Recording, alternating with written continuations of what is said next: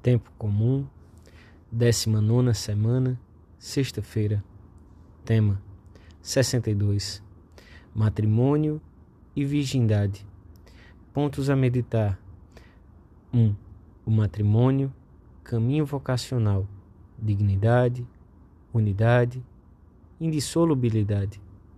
2. A fecundidade da virgindade e do celibato apostólico. 3.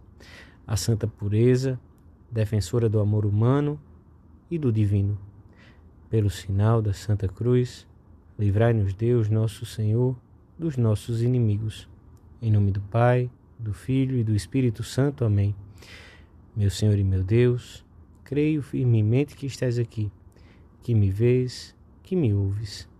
Adoro-te com profunda reverência.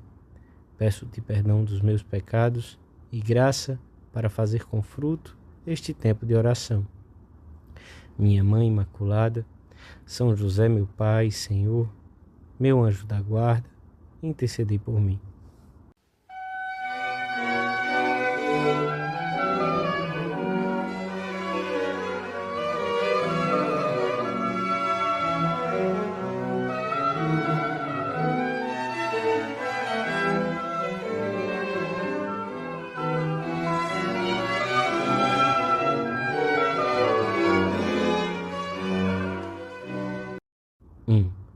O Evangelho da Missa apresenta-nos uns fariseus que se aproximaram de Jesus e lhe fizeram uma pergunta para pô-lo à prova.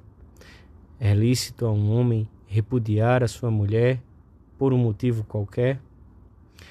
Era uma questão que dividia as diferentes escolas de interpretação da Escritura. O divórcio era comumente admitido.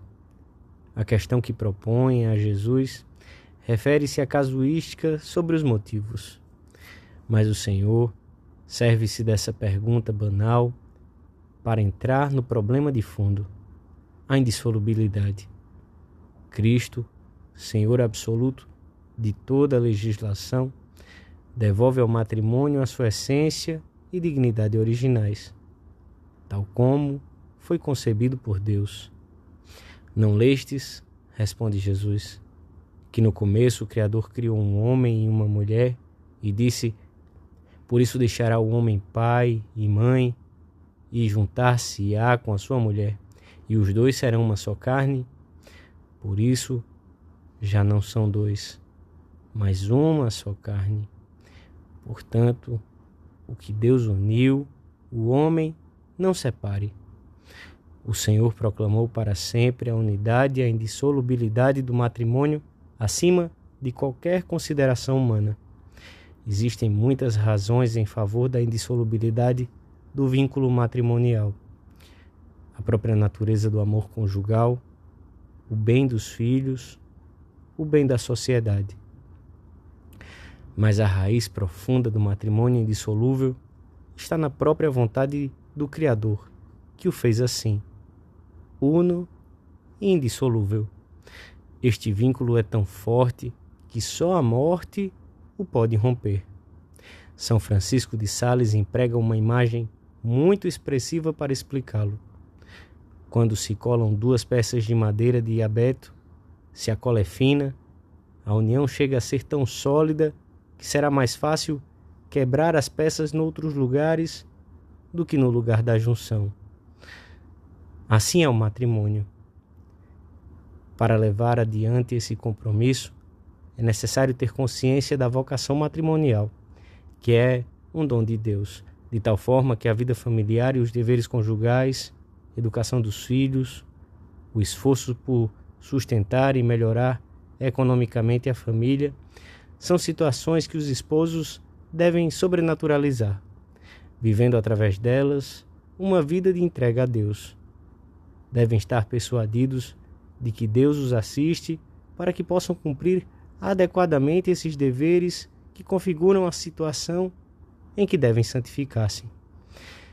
Pela fé e pelos ensinamentos da Igreja, nós, cristãos, adquirimos um conhecimento profundo e completo do matrimônio, da importância de que a família se reveste para cada homem, para a Igreja e para a sociedade. Temos, portanto, a grande responsabilidade de defender essa instituição humana e divina, principalmente nos momentos históricos em que se lançam contra ela ataques incessantes nos meios de comunicação de massas, nas revistas, nos jornais que dão especial publicidade aos escândalos mais chamativos, nos seriados de televisão que alcançam grande audiência e vão pouco a pouco deformando a consciência do público. Ao difundirmos a reta doutrina neste ponto, a da lei natural iluminada pela fé, fazemos um bem enorme a toda a sociedade.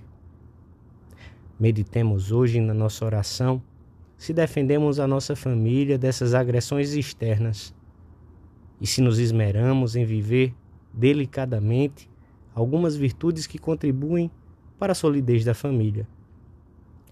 O respeito mútuo, o espírito de serviço, a amabilidade, a compreensão, o otimismo, a atenção vigilante para com todos.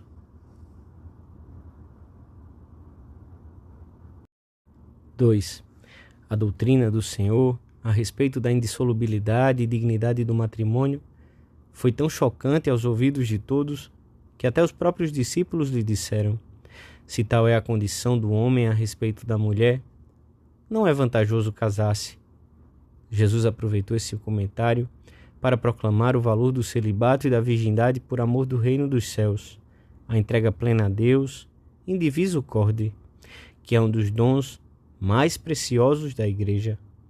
Os que receberam a chamada para servir a Deus no matrimônio santificam-se precisamente mediante o cumprimento abnegado e fiel dos deveres conjugais, que para eles se torna o caminho certo de união com Deus. Os que receberam a vocação para o celibato apostólico encontram na entrega total a Deus e aos outros por Deus a graça necessária para viverem felizes e alcançarem a santidade no meio dos seus afazeres temporais, se ali o Senhor os procurou e deixou. São cidadãos correntes, com uma vocação profissional definida, que se entregam a Deus e ao apostolado sem limites e sem condições. É uma chamada que revela uma especial predileção divina e para a qual o Senhor dá ajudas muito determinadas. A Igreja cresce assim em santidade pela fidelidade desses cristãos que correspondem à chamada peculiar que o Senhor lhes fez. É uma entrega plena que sempre teve na Igreja um lugar de honra, como sinal e estímulo de caridade e fonte peculiar de fecundidade espiritual no mundo. A virgindade e o celibato não só não contradizem a dignidade do matrimônio, como a pressupõem e confirmam. O matrimônio e a virgindade são dois modos de exprimir e de viver o único mistério da aliança de Deus com o seu povo. E, se não se estima a virgindade, não se compreende em toda a sua profundidade a dignidade matrimonial. Por sua vez, quando não se considera a sexualidade humana como um grande valor dado pelo Criador, perde significado a renúncia pelo reino dos céus. Quem condena o matrimônio, dizia já São João Crisóstomo, priva também a virgindade da sua glória. E quem o louva, torna a virgindade mais admirável e luminosa. O amor vivido na virgindade ou no celibato apostólico é a alegria dos filhos de Deus, porque lhes permite ver o Senhor neste mundo de um modo novo, contemplar o rosto divino através das criaturas. É para os cristãos e para os não crentes um sinal luminoso da pureza da Igreja. É fonte de uma especial juventude interior e de uma eficácia gozosa no apostolado.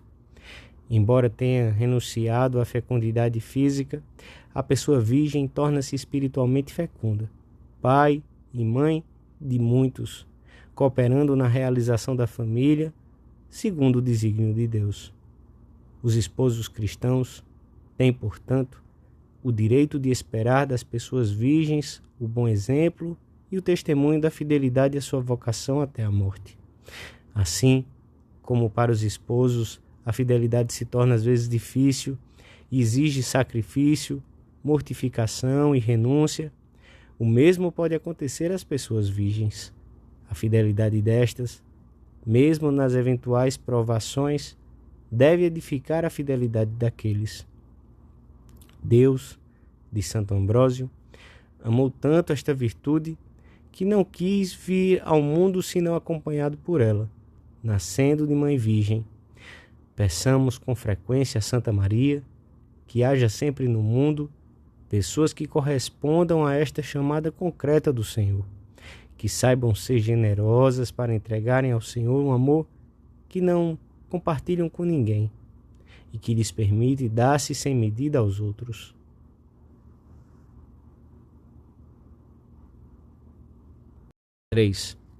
Para podermos realizar a nossa vocação, é necessário que vivamos a santa pureza, de acordo com as exigências do nosso estado de vida. Deus dá as graças necessárias aos que foram chamados ao matrimônio, bem como àqueles a quem pediu todo o coração, para que uns e outros sejam fiéis e vivam essa virtude que não é a principal, mas é indispensável para termos acesso à intimidade de Deus. Pode acontecer que haja ambientes em que a castidade seja uma virtude desvalorizada e que muitos pensem que vivê-la com todas as suas consequências é algo incompreensível ou utópico. Meditemos nestas palavras de São João Crisóstomo, que parecem escritas para muitos cristãos dos nossos dias. Que quereis que façamos? Que subamos aos montes e nos tornemos monges? E isso que dizeis é o que me faz chorar, que penseis que a modéstia e a castidade são próprias dos monges. Não. Cristo estabeleceu leis comuns a todos, e assim, quando disse quem olhar com cobiça para uma mulher, não falava com um monge, mas com um homem da rua. Eu não te proíbo que te cases, nem me oponho a que te divirtas. Só quero que o faças com temperança, não com impudor, não com culpas e pecados sem conta. Não estabeleço como lei que tenhais que viver nos montes e desertos, mas que sejais bons, modestos e castos, mesmo vivendo nas cidades. Que enorme bem podemos realizar no mundo, vivendo delicadamente esta santa virtude. Levaremos a todos os lugares que frequentamos o nosso próprio ambiente, como bonus odor Christi, o bom aroma de Cristo, que é próprio das almas fortes e enérgicas que vivem a castidade. Trata-se de uma virtude que está rodeada de outras que chamam pouca atenção, mas que definem um modo de comportamento sempre atraente. Assim são, por exemplo, os detalhes de modéstia e de pudor no vestir, no asseio, no esporte. A recusa clara e sem paliativos de participar em conversas que não condizem com o cristão e com qualquer pessoa de bem. O repúdio aos espetáculos imorais, o cuidado em guardar a vista com naturalidade pela rua, etc. Quem vive com esmero essas virtudes menores terá assegurado em grande parte a virtude da pureza, pois também neste campo o que é grande depende do que é pequeno. Lembremos-nos, por fim, de que a virtude da pureza, tão importante para uma eficaz ação apostólica no meio do mundo, é guardiã do amor, do qual, por sua vez, se nutre e no qual encontra o seu sentido. Protege e defende tanto o amor divino como o humano. Não pensemos que nos pede uma atitude repressiva, mas a abertura e a juventude de quem se entregou a um grande amor.